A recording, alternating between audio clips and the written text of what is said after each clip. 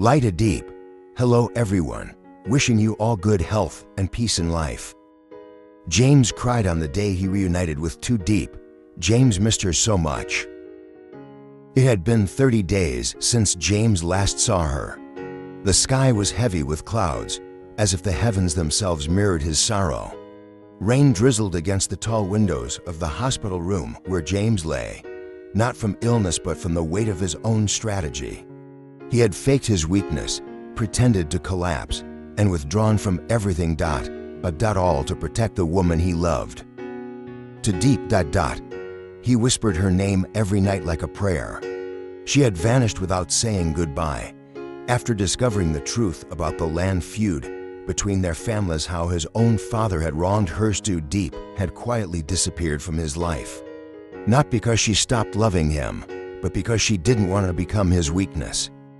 And yet, James would have traded everything, his wealth, his company, his name, just for one more second with her. That day, when Tu Diep walked into his hospital room carrying a small pot of homemade porridge, James couldn't believe his eyes. She looked thinner, her eyes tired, but she was still the same Tu Diep, gentle, fierce, beautiful. She stepped into the room hesitantly, unsure if she belonged in his world anymore. He sat up slowly, his voice shaking. Tu Diep. She froze. Tears welled up in his eyes, and before she could say a word, he stood up, ignoring the four tubes and the nurse's protests, and wrapped his arms around her tightly. His voice broke. "I missed you so much." Tu Diep didn't speak. Her arms, once hesitant, slowly encircled his back. They stood like that for minutes, two broken souls, finally finding their missing half. "I thought I lost you forever," he whispered into her hair. "I was afraid to come back," she replied, her voice trembling. "But I never stopped loving you, James." He pulled away just enough to look at her face. Rain pelted the windows now, matching the silent tears that streamed down his cheeks. For the first time in months, James, always strong, always proud, allowed himself to cry, not from weakness, but because the woman he had dreamed of every night was finally in his arms again. And he knew in that moment, no matter what trials awaited them, revenge, betrayal, or the weight of the past, they would face them together. James didn't want to let go, even when the nurse politely cleared her throat and reminded him to sit down. He held Tu Diep's hand like a lifeline, like a drowning man who had finally reached the shore. Tu Diep smiled faintly, brushing a tear off his cheek. "You've changed," she whispered. James chuckled, his voice still raspy with emotion. "I died a little every day without you." "That's the only change," she shook her head. "No, you're softer, kinder." He looked down. "I had to lose you to realize how much I was holding on to things that didn't matter. The company, the revenge, the legacy, none of it meant anything without you." Tu Diep gently placed the pot of porridge on the bedside table. "Eat, you're too thin." He smiled, lifting the lid. The smell hit him first, warm, simple, comforting. It was the same dish she made for him once when he was sick, long ago. The day he first realized he was in love with her. "Do you remember the last time you made this for me?" he asked softly. Tu Diep looked at him, her eyes glistening. "You were sick and too stubborn to admit it. You told me not to treat you like a child. And you told me I needed someone to take care of me, no matter how strong I thought I was." James picked up a spoon and took a bite, swallowing slowly as memories flooded his mind. "You're still that someone," he said. "And I'm still that stubborn man, but only when you're not around." Tu Diep sat beside him quietly. The sound of rain had softened. Outside, the clouds began to part, light filtering gently through the glass. Then, as if she couldn't keep it in any longer, she said, "I was pregnant, James." His hand stopped mid-air. He turned to her sharply, eyes wide. "Was," he echoed, barely able to breathe. She nodded slowly, "But I lost it." Silence filled the room. For a moment, the world stood still. No sound, no movement, just the crushing weight of a truth neither of them had expected. "I didn't know how to tell you," she continued, her voice barely above a whisper. "You are already carrying too much."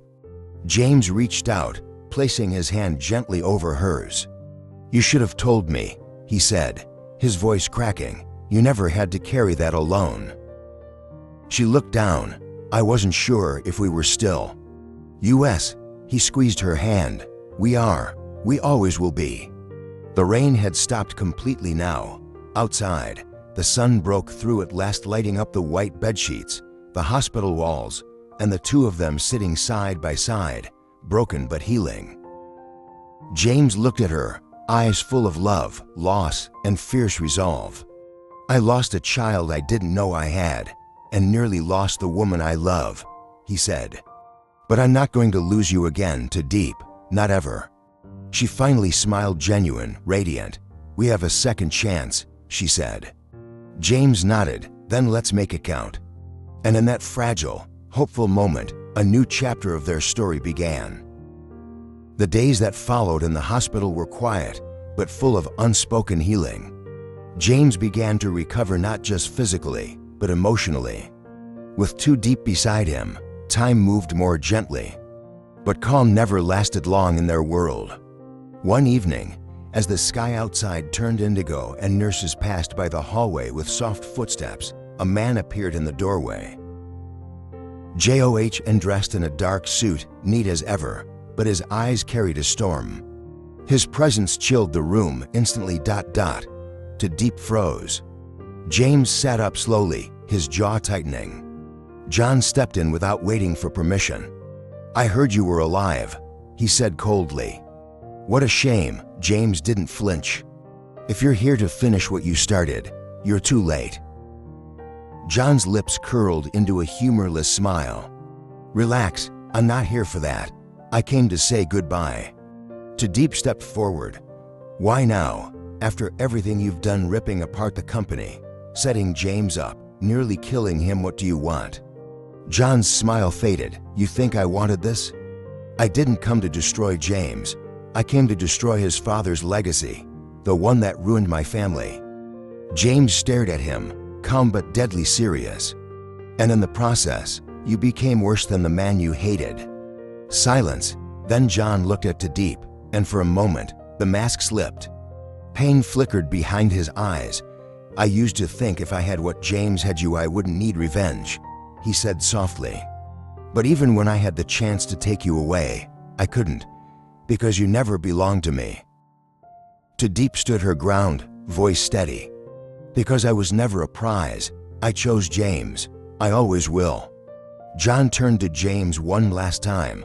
"I don't expect forgiveness. But I'm leaving. Thailand, the business. All of it." James didn't say a word. He didn't need to. As John turned to go, he paused at the door. "There's a storm coming," he said over his shoulder. "Someone bigger than both of us is playing this game. Be ready." And then he was gone. Tu Diep turned to James, shaken. "Do you believe him?" James nodded slowly. "Yes, he's many things, but he never lies when he's finished playing." She sat down beside him. "So what now?" James reached under his pillow and pulled out a small velvet box. Tu Diep gasped. He opened it. Inside was a simple, elegant ring, one she had seen before only in her dreams. "I don't know what's coming," he said quietly. "But I do know this: I want to face it with you, as my wife. Will you marry me?" Tears welled up in her eyes. She nodded. "Yes, 1,000 times yes." And as they embraced past brokenness, grief, betrayal, and reunion, there was something fierce in their closeness. Love that had survived war, and the quiet, steady promise of not just rebuilding, but rising again stronger, together. Life lesson from James and Tu Diep's journey. Sometimes, the strongest love is not the one that begins with perfect timing or easy paths, but the one that survives storms, heartbreak, and silence. James and Tu Diep's story teaches us that love is not just about the beautiful moments shared in laughter, but also about holding on to each other in the dark. When James was on the brink of losing everything, his company, his reputation, his freedom, it was not power, money, or success that gave him strength. It was love, quiet, unwavering love from a woman who stood by him when the world turned away. This story reminds us, true love doesn't rescue you from pain. It chooses to sit beside you in it. Tu Diep chose James not because he was rich or powerful, but because she saw the man behind the title. And James, broken but honest, had the courage to cry in her arms not out of weakness, but because he finally allowed himself to be vulnerable with someone he trusted. We learn that forgiveness is not forgetting the pain someone caused, but choosing peace over bitterness. Even in the final confrontation, James didn't fight John with hate but with truth. He understood that vengeance doesn't heal history, love does.